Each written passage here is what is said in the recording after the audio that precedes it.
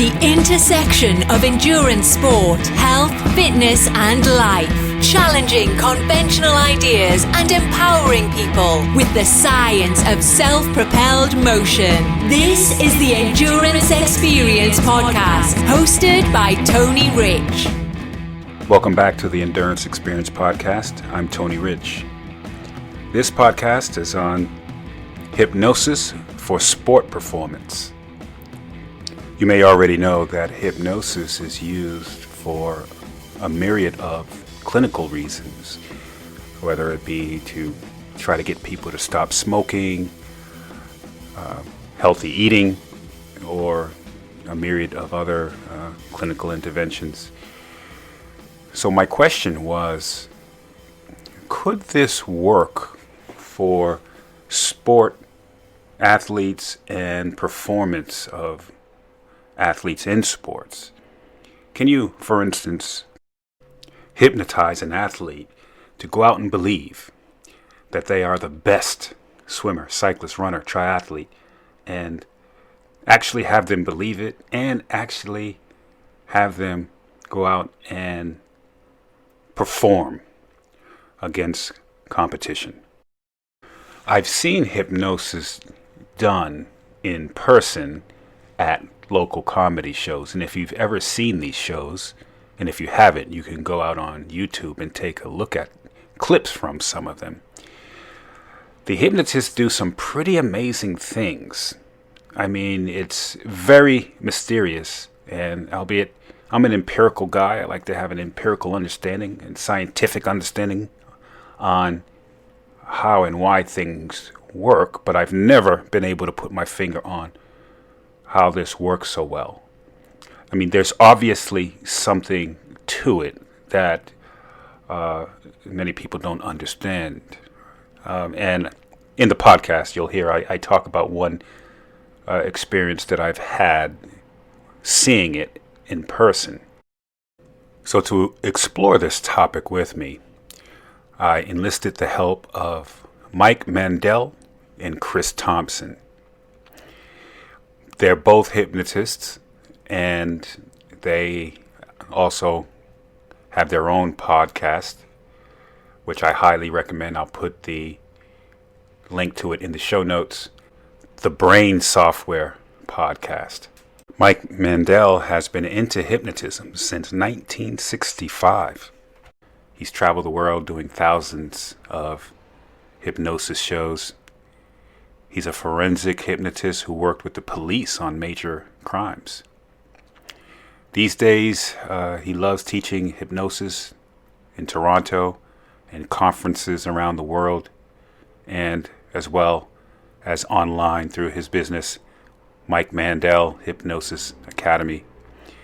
And Chris Thompson, who's also a bit of an athlete himself, works with Mike and performs hypnosis at his university.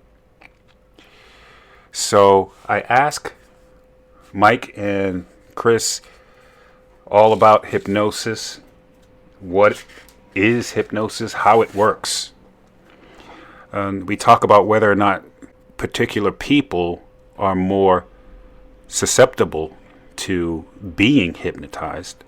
We talk about clinical hypnosis and how clinical hypnosis can help people, whether it's cigarette smoking, alcoholism, nutrition, eating healthy, things like that, and whether or not there's empirical evidence of the efficacy of hypnosis. And then we talk about sport and sport hypnosis and whether or not you can actually hypnotize athletes to go out and perform. We talk about the differences between hypnosis and athlete psychology type of approaches that might be employed by a coach or even someone with a background in psychology. We also talk about the approach for learning hypnosis, and if there is someone that wanted to learn how to be a hypnotist, the different methods and teaching approaches, and how long will it take them to reach the stage of mastery as a hypnotist. This was a very interesting conversation. I highly recommend the website MikeMandelHypnosis.com. The link is in the show notes. I'll also put the link to their podcast as well as their social media presence in the show notes as well. Without further delay, I give you Mike Mandel and Chris Thompson.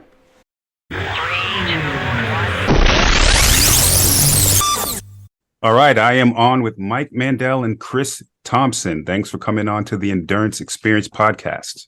Our pleasure. Great to be here, man. Okay, so your background is in hypnosis, whether it's for clinical hypnosis or whether it's for sports. I think there's something about hypnosis that has always intrigued me, and I've always wanted to sit down with someone like yourself to really understand hypnosis, how you use it to help people, and specifically for sports performance, can we actually hypnotize an athlete to perform?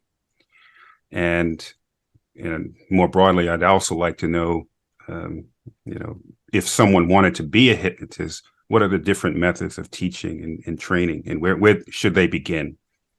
So before we get into that, let's start off with some intros. If you can just go into, your experience, how you decided to get into hypnotism and your qualifications. How about we start with Mike? Okay. It's interesting, Tony. I've been doing hypnosis since 1965. I was a bizarre sort of hypnosis savant as a kid. I'm not kidding. And my father let me have a book on hypnosis when I was 12 years old. He said, any book I wanted, I could have. And went to a bookstore and I saw this Key to Hypnotism by Walter Gibson. And when you're a 12-year-old boy, you get all these visions of, gradually assuming control of the planet, things like this. But I got the book and I went out looking for someone to hypnotize, memorized the contents, found my two kids next door, my two friends, Wayne and Max Gibbs. They were so I was 12, they were 10 and 9. And to Max, it was a big joke. But guess what? My first subject, Wayne Gibbs, was a phenomenal hypnotic subject. I got him into a trance. His hand became so numb, I stuck pins through the flesh of his fingertips. And he sat there looking at them, just completely blank face with blood running down his hand and had no pain. I thought this is the most amazing thing. And so I messed with hypnosis for about 6 years. Then when I was 18, I had a breakthrough at a party. I hypnotized 3 people, told them the next person who came through the door would be Mick Jagger, and then debriefed them afterwards. And they all freaked out when this guy came in and wanted his autograph, and they're touching him. And I thought, wow, this is amazing. One of them said, I knew it was really Pat, but I heard myself saying it was Mick Jagger. The second one said, it looked like some guy I've never met, but I knew it really was Mick Jagger in some kind of elaborate disguise. And the third one said, I don't know what you two are talking about. I saw Mick Jagger. He came through that door. I met him. And so I realized there were different levels of response, and it absolutely intrigued me.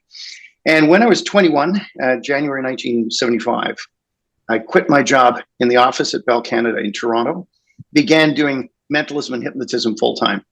Wow. And over the years, I did close to 5,000 stage shows on 3 continents, and always ate, lived, breathed, slept hypnosis, created different interventions, and then began doing the psychotherapeutic study side.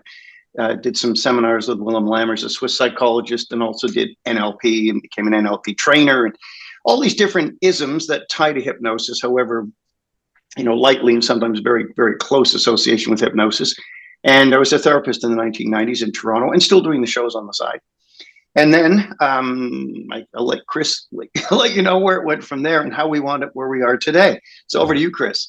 Sure. Yeah. So interestingly, the beginnings of my hypnosis journey really started, I believe, around Mike 1992, I want to say, because I was a first-year engineering student in Ottawa, and Mike was part of the entertainment for what was called Orientation Week, or in Canada, they call it Frosh Week. And so he did a stage hypnosis show at my university, and he was younger then than I am now. And this amazed me. My father and I had always been talking about that fascination with hypnosis. I think when my dad was young, he studied a little bit about self-hypnosis. And I remember my sister telling me once that her dance instructor, from a sport perspective, right, Tony, had been using self-hypnosis to improve performance. And I thought, well, this sounds really interesting. I wonder what this show is going to be like. I've never seen hypnosis before. And the stuff that people were doing on stage just blew my mind. I realized that they could not be performing at that level of entertainment without having, well, if they weren't hypnotized, they'd have to be award-winning actors and actresses to be able to do what they were doing on there, so genuinely responding. I thought, this is amazing. I have to learn this.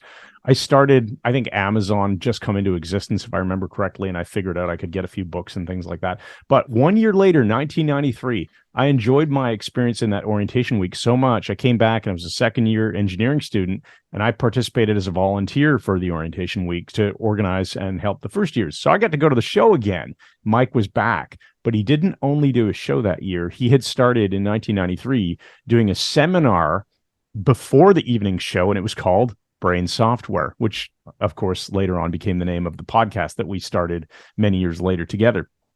So he gave this seminar on brain software. I think it was Mike. I think it was about an hour and a half or so, something like that. Yeah, sounds about right. He was teaching.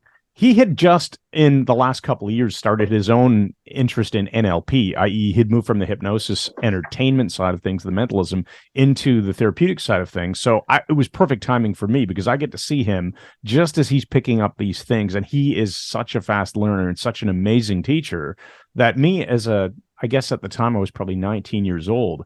I am just amazed at some of these things I'm learning about how to improve confidence, how to improve performance, how to improve mindset.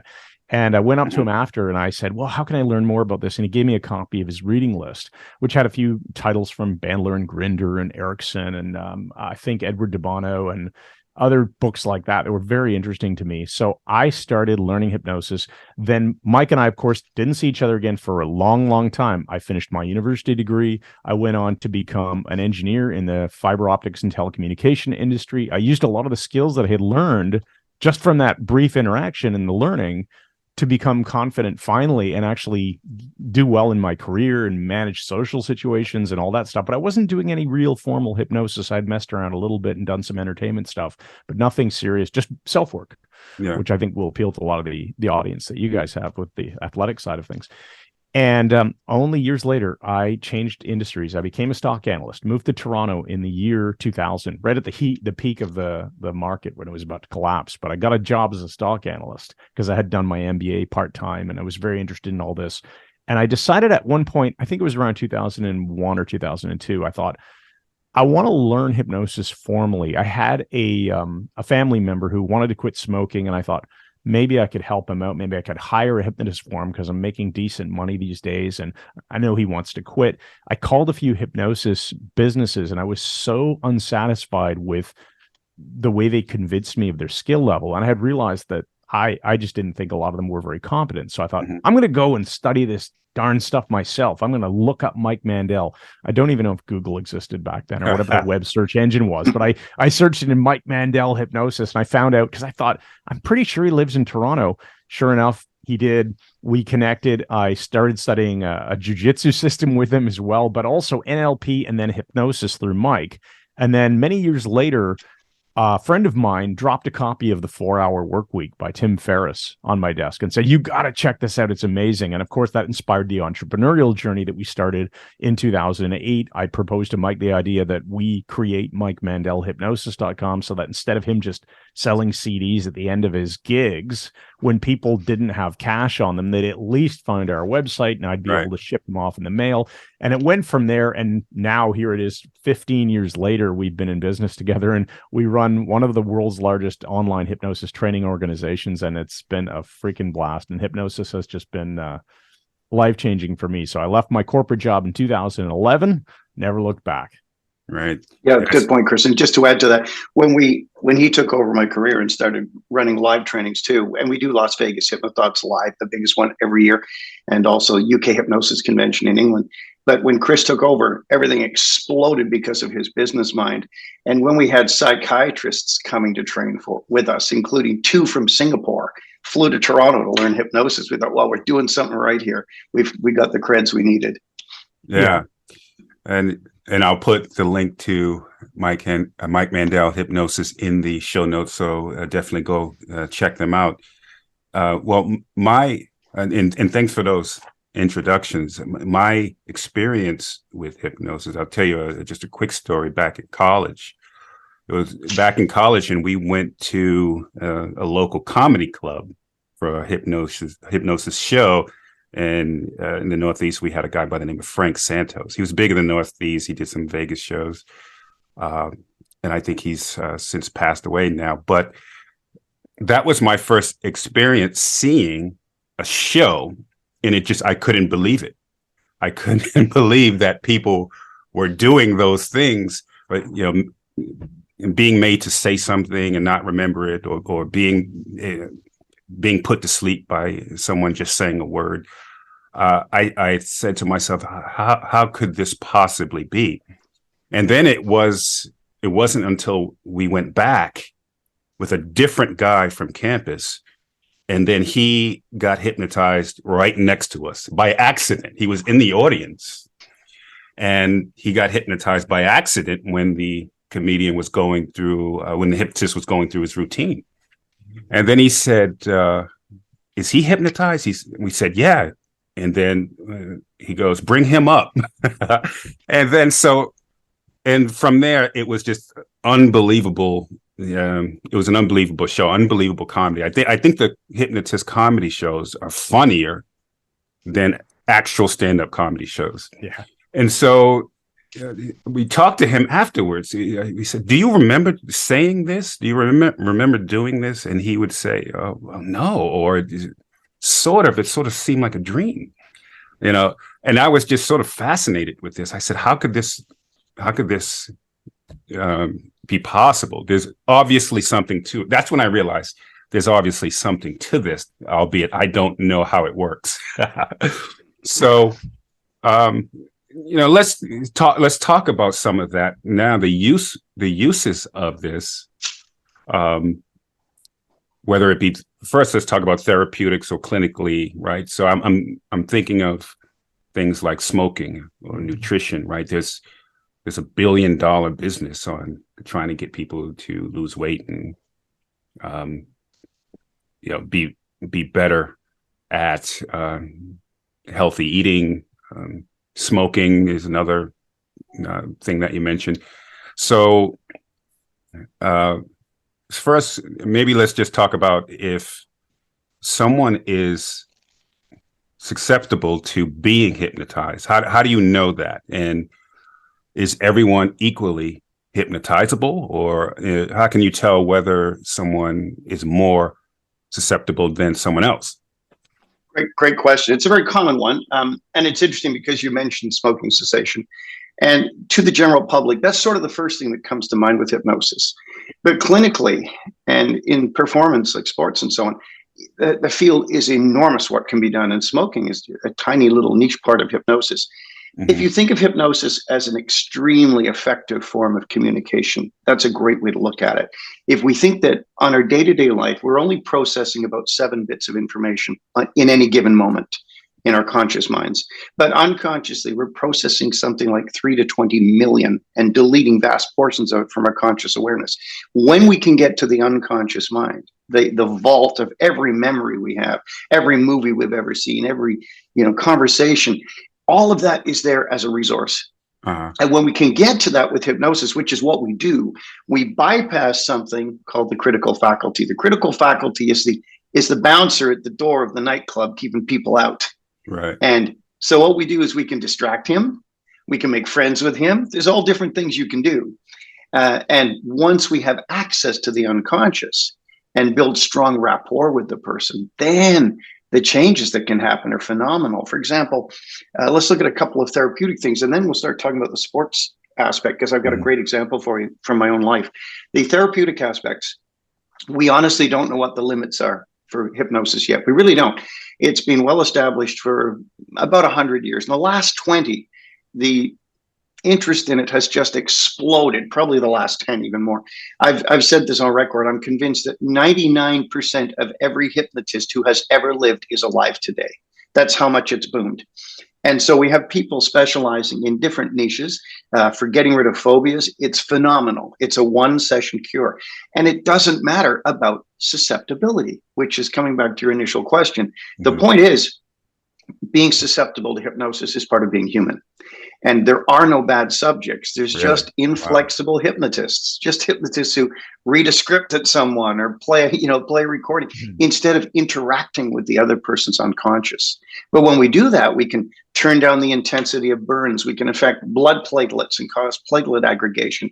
You can remove a molar, a secondary molar with no pain, and tell the bleeding to stop when it reaches the top of the tooth socket. And it will, meaning somehow the unconscious has access even to free-floating blood cells and can cause them to aggregate. Wow. So the scientific aspects of hypnosis have been established well since the 1950s.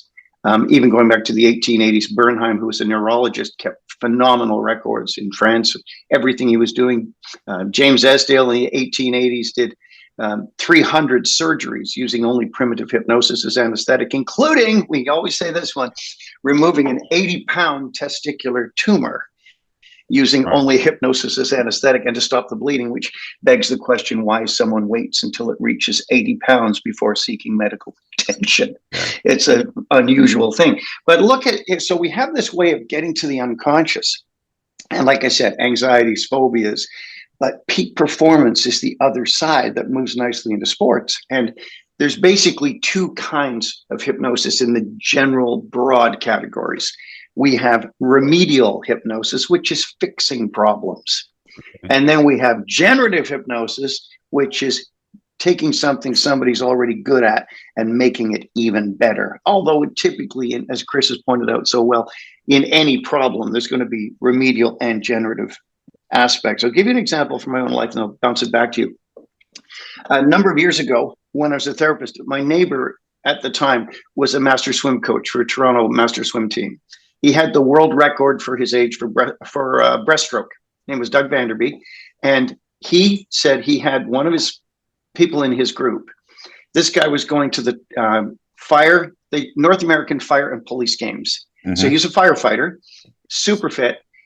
Guy was really fast in freestyle, 200 meter. And this is what he did invariably. He would be ahead of the pack, and the third and final turn, he would panic, turn too soon, get no kick off the wall, and finish dead last. Yeah. And that became anchored for him. And the more he tried to overcome it, the worse it got.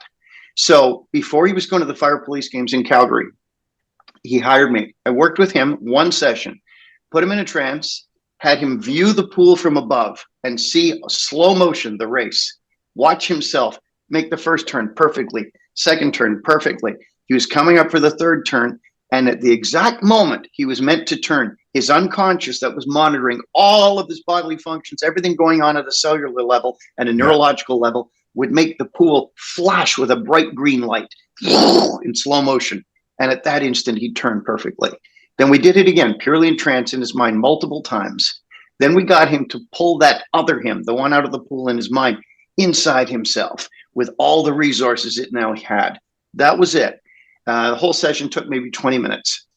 He went to Calgary, called me up, came over and showed me a handful of gold medals. I mean, he absolutely nailed it. And the thing that was amazing about it, Tony, was he said after the fact, he went in confidently. He knew he was going to be fine. And he didn't have to think, alter. He said he was absolutely unaware of it. It all ran at an unconscious level. So we can do that sort of thing with it. That's incredible. Well, I mean, I can think of so many applications, so we have swimmers that they swim like fish in the pool, but when they go to open water, that sympathetic nervous system response happens and they get really nervous in open water. So I can imagine that being something hypnosis would be helpful with. I mean, I can think of so many applications. So the question I have is, what are the efficacy results? Has anyone ever studied it and said, okay, you hypnotize someone for, say, smoking or overeating, and the efficacy shows that it takes X number of sessions, or it works, better than, a coin toss or something like that. Has anyone ever done any such study? Oh, no doubt, but the studies are flawed, and here's why. hypnosis is entirely dependent on context. Mm-hmm. You cannot have one universal method that you can test against everything. Yeah. And that's how in the 1940s and 50s, they came to this ludicrous conclusion. 10% of people were excellent subjects, 20% were very good subjects, 20%, and 20% couldn't be hypnotized at all. What they were doing was playing a 33 and a third RPM recording to everyone at the same time, and then taking the results from that. But we don't treat it as something you're doing, reading at someone. Mm-hmm. We're in a psychodynamic loop with them. So the context is different with every hypnotist, every subject, and every method. So what we teach our students is do very thorough work. Check your work, test your work. So when you do something called future pacing, and at the end of the session say, the guy's terrified of, he's got to work with a banker, had to receive an award in the Far East, was terrified. And I said to her, so now we do the session, get rid of the anxiety, build in all powerful states. And I said, when you go there to the Far East, next week, what will happen when you step up on that podium? Now I'm calibrating her external behavior, and I'm watching for any artifacts of the bad behavior, any nervousness, nothing. And anything like that. And she says, are you kidding? She said, I'm going to rock it. I can't wait to get there. Now I know the work's done. We've completely erased the problem and built in an empowering state. And I can go home and know she was going to be great. And she was. Yeah. So if we check our work and ensure that we're doing thorough work, if we're removing trauma or, symptoms from abuse or whatever in therapy, if we eliminate them completely, then we do what our dear friend Carl Smith, a hypnotist out of Britain, calls backfilling. Once we take something out, we put the good in to fill its spot, and then it doesn't come back. Chris, you have any comments on that? Yeah, I'm glad you mentioned the idea of efficacy and the ability to scientifically evaluate these things, because it isn't just a simple matter of a digital thing. Like here's a test plan. And we used to do this in engineering all the time, right? You would write a test plan. I'm going to determine, how much gold plating do I need on a connector to prevent it from rusting if we cycle the connector 20,000 times over, whatever it is. Right. You can't really do that with hypnosis, just like you can't really do that with so many other fields. Like, let's say coaching. How can you determine the efficacy of coaching? It really depends upon the interaction with the client and helping that client unlock their resources to solve their problem. We're just there to help, right? We just use a different tool, hypnosis, along with other things. I think it's very important to have a wide schema of knowledge to help people, so that, let's say you want to help someone lose weight. It's probably not a good idea to only be a hypnotist, but it would be really useful to understand nutrition, understand a lot of the other things that would go hand in hand with it, so that you can help the client unlock their unconscious mind, unlock access to resources that they already have. And you can do this already. You probably do this with your own clients, Tony, through just conversation and asking them useful questions. We'll do it with trance, and we might get faster results. But it's kind of like if you were to say, well, whose jokes are funnier? Well, it depends on the person, right? If you go to a comedy club, like the hypnosis one you were referring to earlier, funny to who, in what situation, right? Based on what personal history, et cetera. It's the same thing with hypnosis. If you realize that the clients are the ones doing all the work, we're just pointing the flashlight towards that solution that they didn't know that they had access to, making it bright, installing it for them. They're doing all the work. So when it comes to efficacy, I think it really is a matter of the right person doing the right change work with the right client in the right situation with the right rapport at the right time when they're motivated. And then once you get past that thinking like hypnosis is something magical, it's just like any other form of change work. It depends on the client and it depends on the interaction. Yeah. Which brings up the whole point of, brings up the whole point of threshold. Mm-hmm. Threshold is when the person can congruently say, something has to change. It has to be me that changes, and it has to be now. Mm-hmm. Now, when they're at threshold, they can say all three of those congruently. So when the person, I want to quit smoking. Okay. And you talk to them and it's me who has to do it. It's not my wife. I have to do it. Okay. When do you want to? Well, I'm thinking when I get back from my summer vacation. They're not a threshold. Yeah. It's not the now part that's missing. But when yes, something's going to change. I'm going to be faster. I'm going to be stronger. I want to do this now. And it's me who has to do it. It's nobody else. Now they're taking ownership for their own therapy, and they're absolutely aligned congruently to that outcome. That's when we can make the massive changes. Yeah. Right. Now that said, there have been plenty of studies on hypnosis and efficacy. We don't want to obsess over them. But Mike, do you want to quickly mention and we don't even remember all the details, but just the mailing of the letter post hypnotic suggestion and Sure. the insanity of some of this? There was a study done. Andre Weitzenhofer talks about this in Hypnosis and Suggestibility, 1957. He said, what happens is they don't really understand the psychodynamic, because they got 100 people who were each given a postcard, pre-stamped and pre-addressed. And all they had to do was every single morning walk to the mailbox near them and put it in. And then they got a second group of 100 people, hypnotized them, told them that they would do that. Every single morning, they will go and mail this thing without fail. Uh-huh. Then they took a third group and said, you'll do this thing. You're going to mail one every day. They hypnotized them too, told them they would do this. But when they got to the mailbox, instead of putting it in, they'd bang it on their head 3 times and, cock-a-doodle-doo, something like that, then put it in. Then they Something correlated absurd. the results. Yeah, something absolutely absurd. It's the power of the absurd suggestion.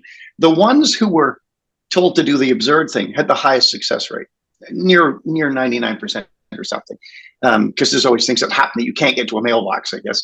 The ones that had the second highest result were the ones who just said they would do it and promised to do it. And the third highest were the ones who were hypnotized to do it. There was no emotional aspect to just being hypnotized to do this. But when there's this weird thing, like what if someone sees me and there's all these other constraints and emotions brought in, which comes to another interesting thing here.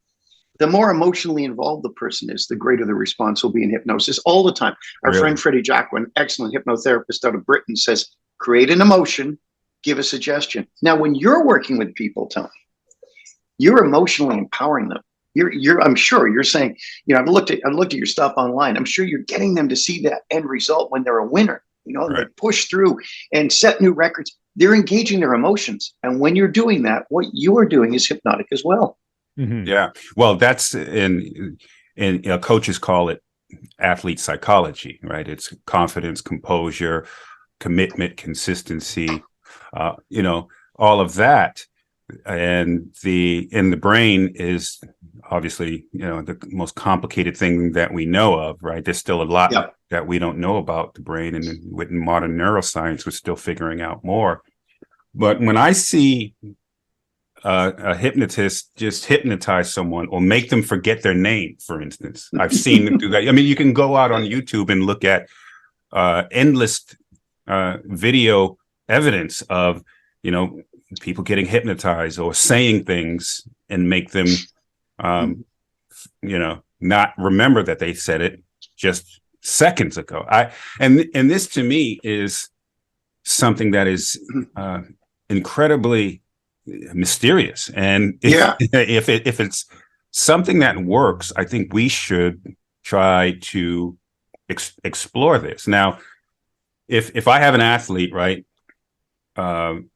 and let's say they're a triathlete, can I hypnotize them to think that they're the best triathlete in the world and they can go out and perform? I mean, in the end, your body's not going to allow you to do something you can't do. But if I can hypnotize someone to have that level of confidence, then in the end, that would be helpful. Yes.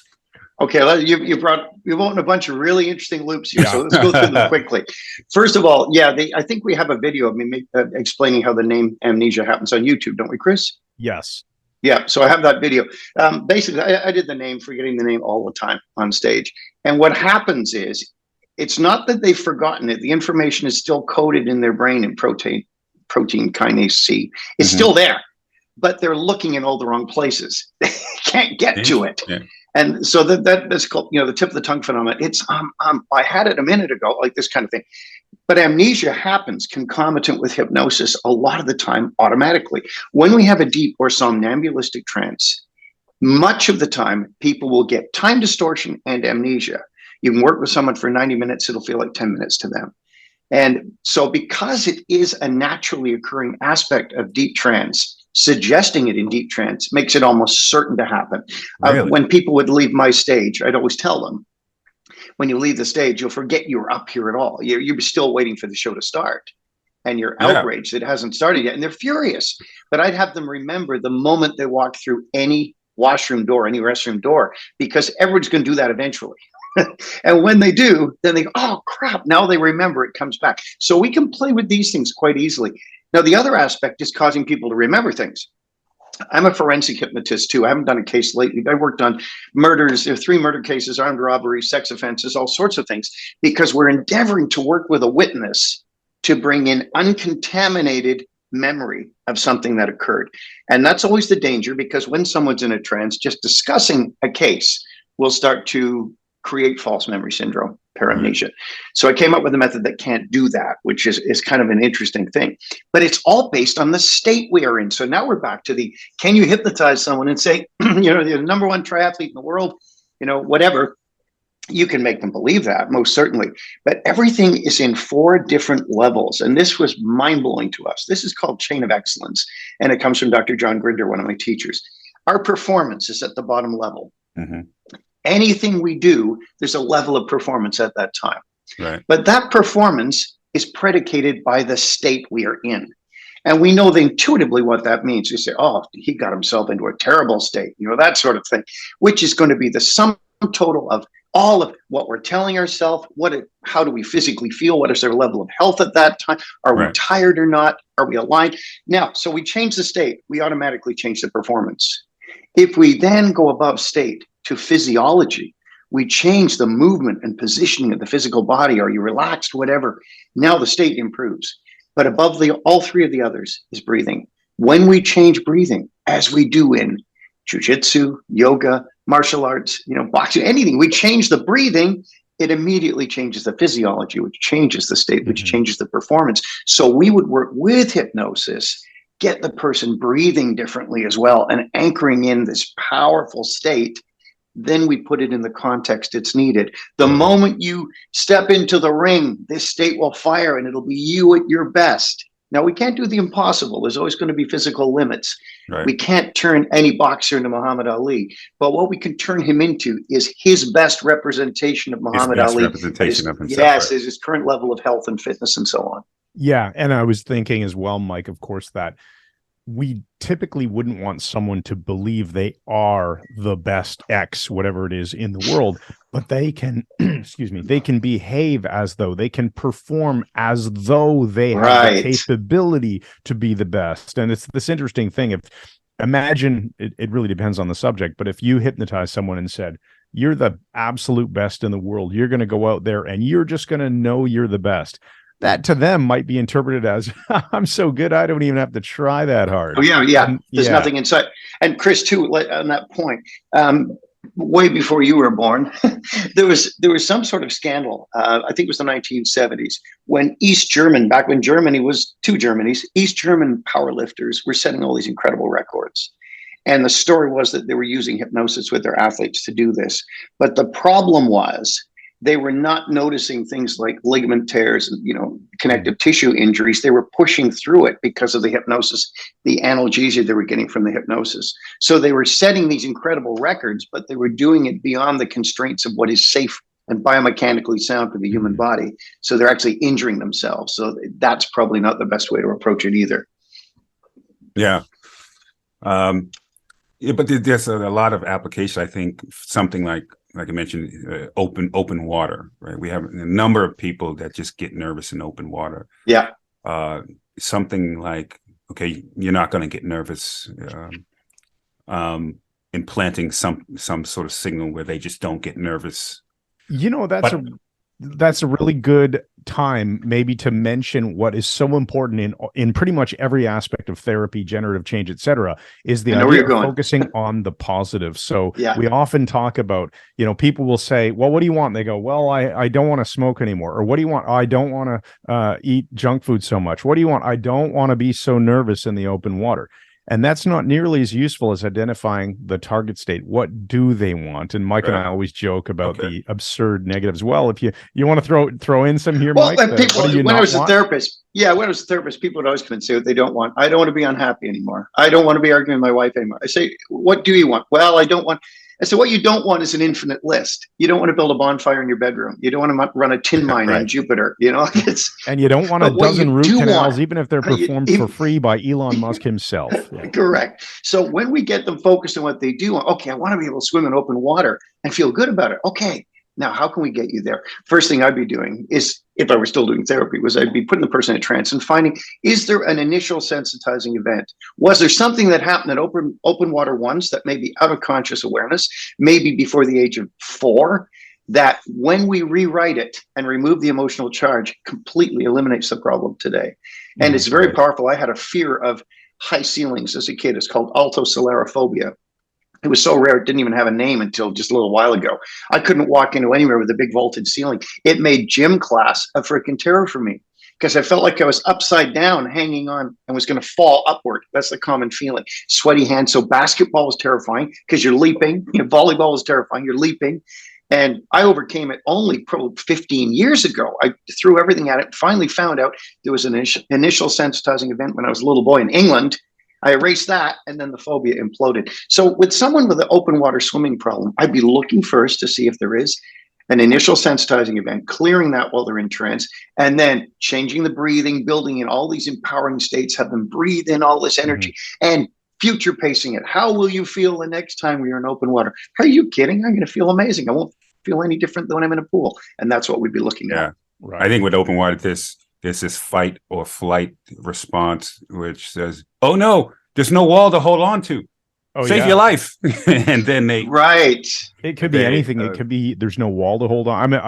I used to be a lifeguard and a competitive swimmer in my youth. Not that competitive, probably not to your degree, but yeah, the idea that, okay, I can't touch a wall. What if in a pool, I know that I can, even if it's a deep end, I know I can touch the bottom. I can push off that bottom. I don't know where the bottom is in open water. Or there's the idea of the surface not being flat. And maybe when I was a kid, I was swimming in an ocean and I lost sight of my parents. And then I saw them again. Then I lost them again. And that freaked me out. There's all kinds of things that can mess with people's brains that we need to sharks. Marine life, right? Yeah. So let's in the 10 minutes or so that we have, let's talk about, okay, you convinced me that I could be a better coach if I know hypnosis or know how to do it. Oh yeah. How would I begin? Are there different methods? Are there different methods? I mean, you mentioned at the beginning NLP. I don't know what NLP is, but yeah, NLP just stands for neuro-linguistic programming, and actually was modeled after 3 very successful therapists, one of whom was Milton H. Erickson, probably the best hypnotist that ever lived. And Mike and I have modeled so much of the work we do based off of psychologist, medical doctor, and hypnotherapist extraordinary Milton Erickson. Mike's holding up, it's an audio-only podcast. From his Mike has a brick from his house from Phoenix, Arizona. This is interesting because when I got into hypnosis, I thought, Mike is the best trainer in the world. There's nobody else to train under. It's just no point. Now, that part was wrong. He is the best trainer in the world, in my opinion. But I think that people should get well-rounded training. Now, when we put together our program, the Mike Mandel Hypnosis Academy, which was actually modeled after the training we teach in Toronto called the Architecture of Hypnosis, we wanted broad foundational principles that anyone could come into and learn and study. Sort of like, imagine if you want to be a medical doctor, you need to become a general practitioner first. You go to medical school, you learn you learn general medicine, and then you specialize, right? Maybe you specialize in sports medicine, or maybe you specialize in oncology or hematology or whatever the case may be, but you become a generalist first. And that's the best way to approach learning pretty much anything, including hypnosis. Get broad foundational skills, which is what we've developed inside of the Mike Mandel Hypnosis Academy, our approach to dealing with hypnosis. There are plenty of other great trainers out there too. Once you have broad, good skill set, then it makes sense to continue on and specialize. And there are so many amazing trainers, which gets to the original joke I made about, you don't want to train with anyone other than Mike Mandel. No, you know what? Get broad training, just like you would have more than one coach in your life. You would have more than one good university professor when you're getting a degree, right? Or you would learn comedy from maybe more than one person if you're a brilliant comedian, or model it at least that way. And it's the same thing with hypnosis. And Get so, broad Mike, you training, have your own. Okay. which we offer, and then continue to learn from people who inspire you, who you resonate with, who you look up to. Right. Right. So this is you've customized your own method, Mike. How the same or different is it from other methods? That's a great question. What we've done, Tony, is there's two essential ways of looking at hypnosis. One is the extremely direct. Hypnotize the person, very paternal, very in your face. This will happen and this will happen. Now do this. And then the other side is very maternal. It's very subtle and conversational. So in a conversation, you can trans someone out, as we've done numerous times, clear up their problems without them even knowing by telling stories and things. So you've got, that's the Milton Erickson stuff. So one end, you've got the really direct, and the other end, you've got the really indirect. And what we teach is what we call a neo-Ericksonian approach. We have a spectrum. You can go really direct if you want, or really indirect, and you can enter this spectrum just at the right point for the person you're dealing with, and it increases the kill ratio. Horrible phrase. Increases the kill ratio immediately. So what we do, we think we have the most comprehensive method that's out there. And I agree with Chris about, the other trainers. We bring most of them to Toronto to do trainings for us. They're our friends. The other great trainers are friends of ours, but they all have their little niches. We think we produce superb general practitioners who can then determine, am I going to go into forensic work or pain management or specialize in phobias or whatever it is. So we teach 5-day intensives in Toronto, architecture of hypnosis, 8 hours a day, 5 days. And we also do an ongoing online academy. People can jump in at any time, and it's all online. Yeah. And how long will it take me to become a master hypnotist? Will it take a year? Will it take 18 months, 2, 3? That's a really good question. Mike, do you mind if I answer this one? No, by all means. All right. So I would say it really depends on the amount of effort you put into it. The foundational knowledge you can get in like 40 hours. No problem. Within a week of hard study, you can understand enough. And having done some practical work with people, understand that, okay, this is actually getting me results. Then it comes down to you, just like if you want to be an amazing athlete, you got to get out there and get in the pool, right? Or hit the road and do running and strength training, whatever it is that you're doing. You can't just learn how you should work out in the gym. You have to hit the gym and do these things and continue to get better and better at them so your performance is strong.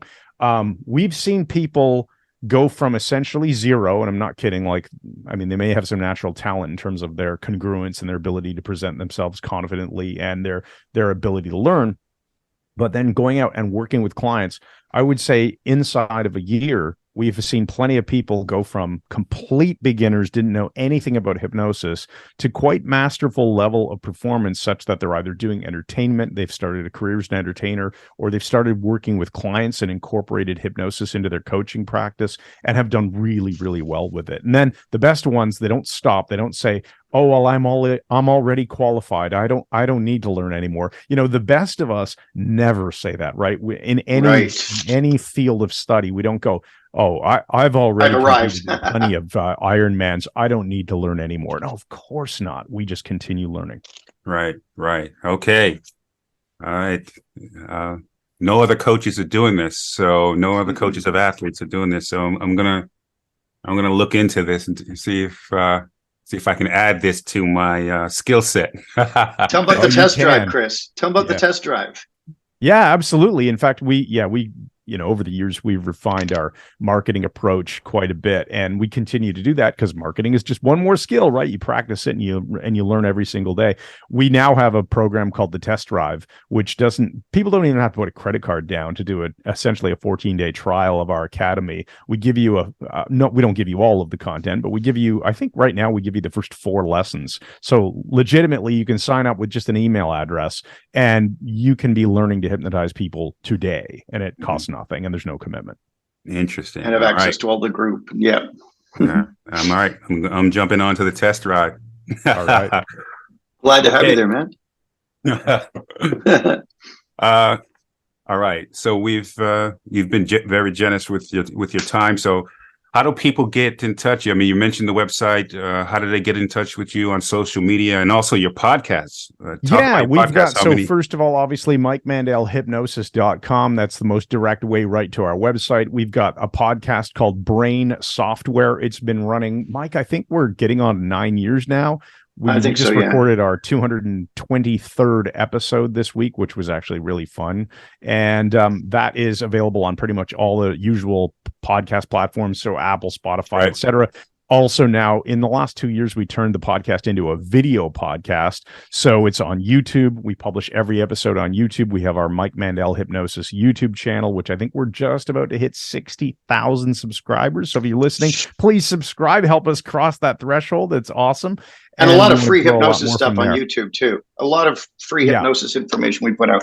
Tons of free stuff on YouTube. Our YouTube channel, we've been working ridiculously hard on for the last couple of years and adding tons and tons of great resources. Yeah. So that's one L in Mandel. That's right. Mandel. Yeah. I'll put all the links to the channels in the show notes so people can get it. There's almost 2 million podcasts out there right now, so there's a lot of competition for people's listening time. Yes. All right. Well, thanks again for coming on to the podcast. Our pleasure, Tony. That was a lot of fun. Our pleasure, Tony. Yeah, thanks. So nice to meet you. Thanks again to Mike Mandel and Chris Thompson.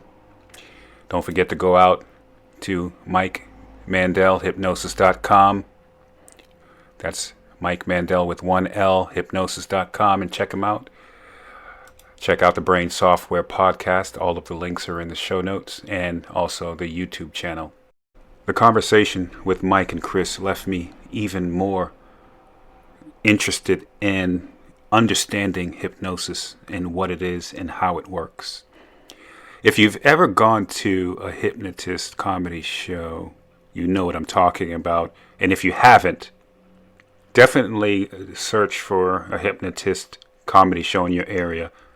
And you will see some things that will amaze you, perplex you, bewilder you, and just leave you scratching your head, thinking, how does this work? I'll end with one final experience from one of the comedy shows that I went to. The hypnotist put all of the volunteers to sleep. One of the hypnotists, a guy, he says, when I wake you up and you look to your left, you're going to see Cindy Crawford next to you. This was in the 90s when Cindy Crawford was one of the big supermodels in the news. And he said, you're going to see Cindy Crawford, and it's going to make you so excited, you're going to start kissing her, giving a big kiss, and you're not going to stop. You're going to be so excited. The hypnotist then brings a blow-up doll onto the stage. A blow-up doll. Sits the doll next to the guy's left. He wakes everybody up. He walks over to the guy and says, hey, how's it going? How are you? The guy just starts talking normally. And he said, oh, look to your left.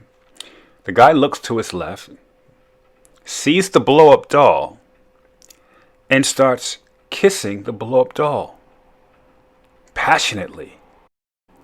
The guy then starts rolling around on the stage, kissing the blow-up doll. So one of two things are happening here. Either this guy is a really good actor, or for him, he was in a deep trance, and the lines between reality and non-reality were blurred. And then he just put him right back to sleep, like nothing happened. So these are the types of things that you see with hypnosis. And once again, I'm going to do some more investigative analysis into this and dive straight in and figure out how it works. And I'll report back to you sometime. Maybe I'll have those guys back. Thanks again for listening. This is the Endurance Experience Podcast.